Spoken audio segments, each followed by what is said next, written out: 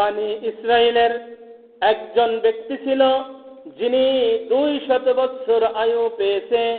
200 বছর হায়াত পাওয়ার পরে ওই ব্যক্তির 200 বছর জিন্দেগিতে কোনোদিন আমার রবের দাসত্ব করে নাই, রবের কথা শোনেন নাই, গোলামি করেন নাই। আল্লাহর নাফরমান করতে করতে করতে করতে গোটা জিন্দেগিটা সে শেষ করে ফেলেছে। 200 বছর অতিবাহিত হওয়ার পর ওই ব্যক্তি যখন মৃত্যুবরণ করেন, মৃত্যুবরণ করার পর সমস্ত এলাকাবাসীরা সকলেই মিলে একটি পরামর্শ করলো। কি পরামর্শ? এই ব্যক্তি এত আল্লাহর নাফরমান করেছেন, আল্লাহর কথা শুনেন নাই, সুতরাং এই ব্যক্তিকে আমরা কি করব না, জানাজার নামাজ আদায় করব না, তাকে গোসল দেওয়াব না। এই বলে সকলেই মিলে কি করলো, তাকে নিয়ে এক জঙ্গলের ভিতরে ফেলে রাখলো, জঙ্গলের ভিতরে ফেলে রাখলো। এইদিকে আল্লাহ রাব্বুল আলামিন হযরত মূসা কালিমুল্লাহ আলাইহিস সালাতু ওয়াস সালাম তিনার কাছে আল্লাহ রাব্বুল আলামিন খবর পাঠালেন, ওগো আমার পয়গম্বর হযরত মূসা কালিমুল্লাহ আলাইহিস সালাতু ওয়াস সালাম অমুক জঙ্গলে আমার একজন জান্নাতি বান্দা গোসলবিহীন, জানাজার নামাজবিহীন পড়ে রয়েছে। আপনি একটু যান, গিয়ে আমার ওই জান্নাতি বান্দাকে আপনি আপনার হাত দ্বারা গোসল করাবেন এবং কি করবেন, জানাজা করে আপনি তাকে কবরস্থ করে রাখবেন। সুবহানাল্লাহ, সুবহানাল্লাহ। হযরত মূসা কালিমুল্লাহ আলাইহিস সালাতু ওয়াস সালাম এই কথা শোনার পর সঙ্গে সঙ্গে রওনা দিলেন। সেখানে পৌঁছালে মানুষদেরকে জিজ্ঞাসা করলো, এই জায়গায় অমুক নামে কোনো ব্যক্তি কি মৃত্যুবরণ করেছে? বলল, হ্যাঁ মৃত্যুবরণ করেছে। বলল, তার জিন্দেগিতে কি এমন ভালো কাজ করেছে? কি কাজ করত? সমস্ত গ্রামবাসী সকলে মিলে বলল, এই ব্যক্তি 1 নয় 2 নয়, দীর্ঘ 200 বছর আয়ু পেয়েছে, হায়াত পেয়েছে।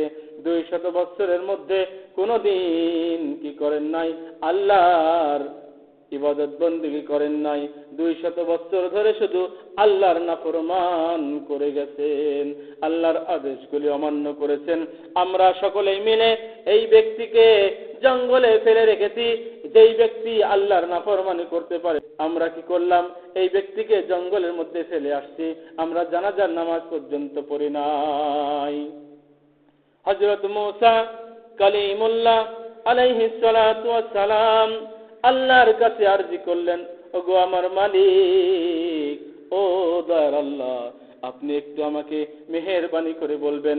আমি তো শুনলাম গোটা গ্রামবাসী বলছে এই ব্যক্তির 200 বছর হায়াতের মধ্যে তার কোনো নেক আমল নাই, শুধু আল্লাহর নাফরমান আর নাফরমান। তারপরেও এই ব্যক্তি জান্নাতি হলো কিভাবে? আমি একটু জানতে চাই, একটু জানতে চাই। আল্লাহ রাব্বুল আলামিন হযরত মূসা কালিমুল্লাহ আলাইহিস সালাতু ওয়াস সালামকে বললেন, ওগো আমার পয়গম্বর হযরত মূসা কালিমুল্লাহ আলাইহিস সালাতু ওয়াস সালাম, এই ব্যক্তি 200 বছর হায়াত পেয়েছে সত্য, আমার নাফরমান করেছে সত্য, কিন্তু এই ব্যক্তি একদিন আপনার উপরে যে তাওরাত কিতাব নাজিল করেছি, এই তাওরাত কিতাব এই ব্যক্তি একদিন খুলেছে। আল্লাহ তাওরাত কিতাব খুলেছে, তো খুলেই কি জান্নাতি হয়ে গেছে? তাওরাত কিতাব খুললেই কি 200 বছরের গুনাহ মাফ? না না না। তাওরাত কিতাব খুললেন, খোলার পরে এই ব্যক্তি আখির নবী রাহমাতুল লিল আলামিন নবীর নাম মোবারক দেখতে পেয়েছে। দেখার সাথে সাথে আখির নবীর নাম যখন দেখতে পেলেন, সঙ্গে সঙ্গে সেই নামটাকে কি করলেন? চুমু খেলেন, চোখে লাগালেন, মুখে লাগালেন, মহব্বত করলেন, নামটাকে ভালোবাসলেন।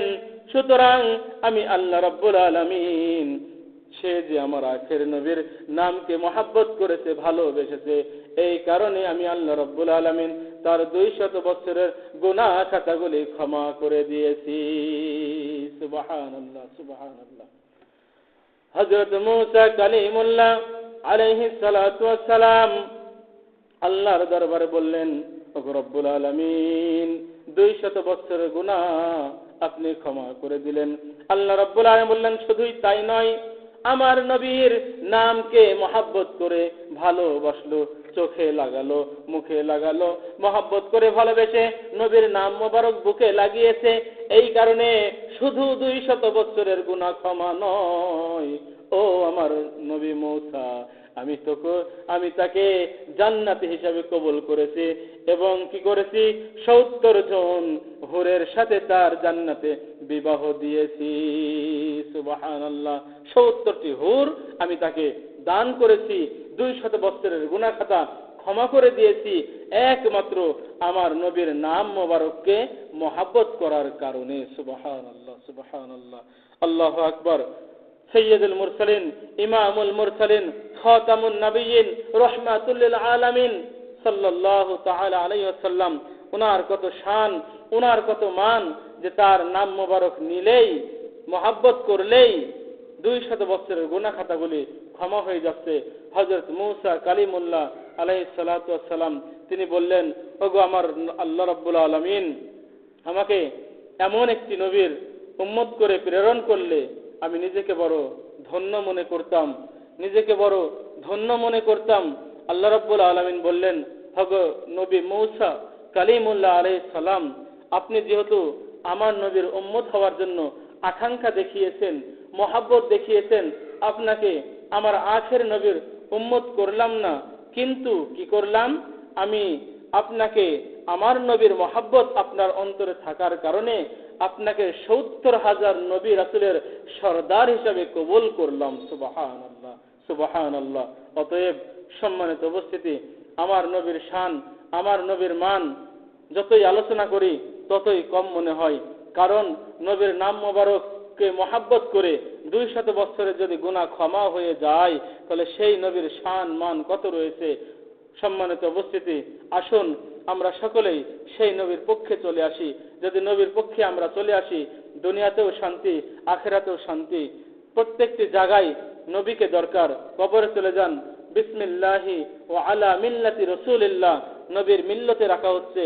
দুনিয়ার জমিনে নবী হচ্ছে রহমত, ওমা আরসালনাকা ইল্লা রাহমাতাল লিল আলামিন। কবরের জন্য রহমত, হাসরের জন্য রহমত, প্রত্যেকটি ক্ষেত্রে আমার নবী হচ্ছেন রহমত। সুতরাং নবীর আদর্শই হচ্ছে উত্তম আদর্শ, নবীর মহব্বত। অনেকেই বলে নবীর নাম শুনে মহব্বত করা যাবে না, ভালোবাসা যাবে না, কিন্তু আমরা দেখলাম বনি ইসরায়েলের একজন ব্যক্তি তার 200 বছর গুনাহ ক্ষমা পেয়ে যাচ্ছে শুধু আমার নবীজির নাম মোবারককে চুমু দেওয়ার জন্য। সুবহানাল্লাহ। সম্মানিত উপস্থিতি, এই কারণে আমরা নবীকে মহব্বত করি, জানের চাইতে বেশি ভালোবাসি। আল্লাহ রাব্বুল আলামিন আমাদের সকলকে যেন কবুল করেন, তার হাবিবের মহব্বতে আমাদের গোটা জিন্দেগিটা অতিবাহিত যেন করার তৌফিক দান করুন। আমিন।